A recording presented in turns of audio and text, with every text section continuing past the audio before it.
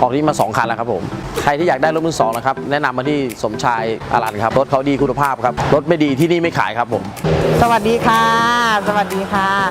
วันนี้คุณพี่หอมจันทร์มาซื้อรถอิลซูดีแม็กตอนเดียวเงินสดกับเรานะคะพนักงาน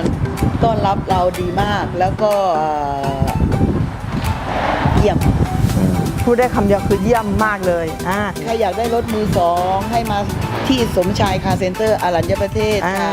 ทางมาตลาดลงเกลือบริการดีมากรถเป็นยังไงสวยไหมสวยรถสวยมากดูคันนี้สิใช่คันนี้ที่มันจะออกรถไม่ดีที่นี่ไม่ขายนะคะเยี่ยมพนักงานก็ยอดเยี่ยมค่ะโอเคขอบคุณค่ะรถไม่ดีที่นี่ไม่ขายครับประทับใจมากเลยซื้อได้ครับซื้อง่ายเคยออกแล้วค่ะคันแรกสีแดงค่ะรถไม่มีปัญหาเลยนะคะ10 ปีสมชายคาร์เซ็นเตอร์นะคะดูแลดีค่ะ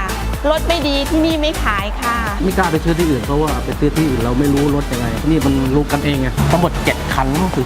มาดูเลยถูกใจเลยเอาเลยช่างตาเหล่าอ้อยครับคันที่2นะครับ3 ชั่วโมงผ่านเชิญเลยครับเต็นท์นี้รถไม่ดีที่นี่ไม่ขายครับดีทุกคันครับการันตีโดยช่างตาเหล่าอ้อยครับผมดีใจครับผมรวดเร็วดีครับอยากให้ลองเข้ามาดูครับรถไม่ดีที่นี่ไม่ขายเยี่ยมมาจากขอนแก่นครับมาซื้อรถอยู่สมชายครับบริการดูแลดีมากครับแล้วก็รถใหม่ดีครับรถไม่ดีที่นี่ไม่ขายครับรู้สึกถึงสุดตารถสวยมากชอบประทับใจได้ยินจากชื่อเสียงเพื่อนๆแนะนำมาว่าที่นี่โอเคไว้ใจได้ค่ะรถสวยแล้วก็บริการดีถูกใจครับผมรถไม่ดีที่นี่ไม่ขายครับผมขอบคุณค่ะ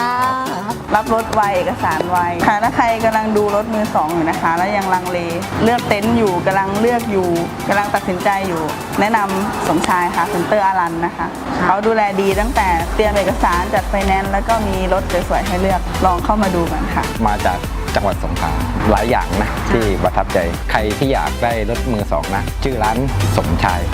คาร์เซ็นเตอร์ใช่ค่ะครับได้ภายใน2 ชั่วโมงเยี่ยมครับรถไม่ดีที่นี่ไม่ขายครับบริการก็ดีบริการถึกใจมากสวยเยี่ยมประทับใจในการดูแลแล้วก็รวดเร็วทันใจค่ะบริการดีค่ะทันใจรถไม่ดีที่นี่ไม่ขายอยากให้ลองเข้ามาดูจากพนักงานน่ารักทุกคนแล้วก็บริการดีทุกคนจ้ะรถไม่ดีที่นี่ไม่ขายฝากถึงคนที่อยากได้รถนะคะกำลังมองหารถอยู่นะคะที่นี่มีครบทุกแบบที่ต้องการเลยค่ะแล้วก็รถสวยทุกคันค่ะออกง่ายซื้อง่ายครับสวิตดีรถไม่ดีที่นี่ไม่ขายครับนี่เมื่อออก2 คันละก็ดีใจพ่อกับแม่เคยออกตั้งแต่สมัยรุ่นพ่อรุ่นแม่ของมีรถดี